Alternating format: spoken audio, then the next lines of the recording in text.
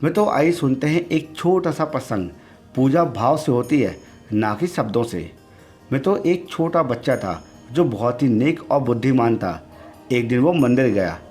मंदिर के अंदर सभी भक्त भगवान के मंत्र बोल रहे थे। कुछ भक्त स्तुति ज्ञान भी कर रहे थे और कुछ भक्त संस्कृत में काफ़ी कठिन श्लोक भी बोल रहे थे। बच्चे ने कुछ देर ये सब देखा और उसके चेहरे पर उदासी छा गई, क्योंकि उसे ये सब प्रार्थना और मंत्र बोलना नहीं आता था। कुछ देर वो वहाँ पर वो खड़ा रहा। उसने अपनी आंखें बंद की और अपने दोनों हाथ जोड़कर बार बार का खा गा गा बोलने लगा। मैं तो मंदिर के पुजारी ने ये देखा तो उसने लड़के से पूछा, बेटा तुम ये क्या कर रहे हो? बच्चे ने कहा, भगवान की पूजा। पुजारी ने कहा, बेटा भगवान से इस तरह से प्रार्थना नहीं की जाती है, तुम तो का खा गा बोल रहे हो।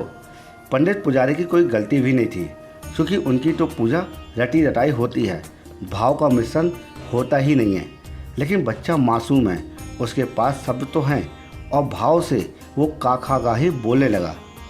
लड़के ने उत्तर दिया, मुझे प्रार्थना मंत्र भजन नहीं आता, मुझे सिर्फ का घा गा ही आता है।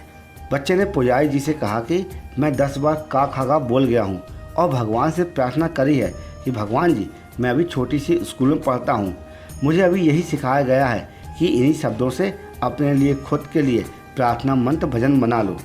बच्चे की बात सुनकर पुजारी जी चुप हो गए। उनको अपनी भूल का एहसास हो गया। मित्रों, प्रार्थना हृदय को साफ करती है और निर्मल करती है। शब्दों का महत्व नहीं है, भाव का महत्व है। शब्द तो हवा में तैरते रह जाते हैं, मगर भाव पहुंच जाते हैं। दुनिया में सैकड़ों भाषाएं हैं, लेकिन परमात्मा भाषा नहीं भाव जानते हैं।